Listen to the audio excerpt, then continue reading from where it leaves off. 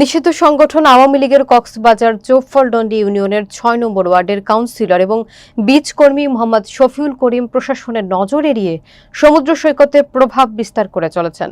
তার বিরুদ্ধে রয়েছে মাদক ব্যবসা, অবৈধ নিয়োগ, সন্ত্রাসী কার্যক্রম এবং বিভিন্ন অপরাধে জড়িত থাকার অভিযোগ। আরাফাত শিকদারের প্রতিবেদনে থাকছে বিস্তারিত। জানা যায় তিনি সাবেক মহিলা এমপি কানিজ ফাতেমার সুপারিশে বীজ কর্মী পদে নিয়োগ পান। শিক্ষাগত যোগ্যতা না থাকলেও জেলা আওয়ামী লীগের প্রভাবশালী নেতা মোস্তাক আহমেদ চৌধুরীর ভাতিজা পরিচয়ে এই পদে সুযোগ পান। অপরাধমূলক কর্মকাণ্ডে জড়িত থাকায় তাকে 2 বার বরখাস্ত করা হলেও রাজনৈতিক প্রভাবে পুনরায় চাকুরিতে ফিরিয়ে আনা হয়। গত 5 আগস্ট সরকার পরিবর্তনের আগে এক ছাত্র মিছিলে তার নেতৃত্বে গুলি চালানোর অভিযোগ রয়েছে, যাতে কয়েকজন আহত এবং নিহতও হন।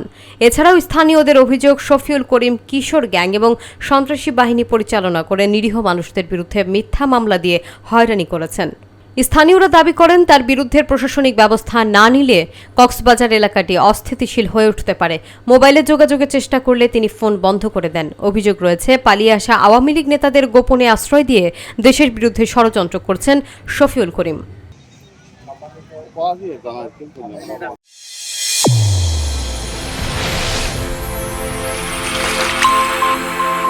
চ্যানেল A1 হৃদয়ের স্পন্দন।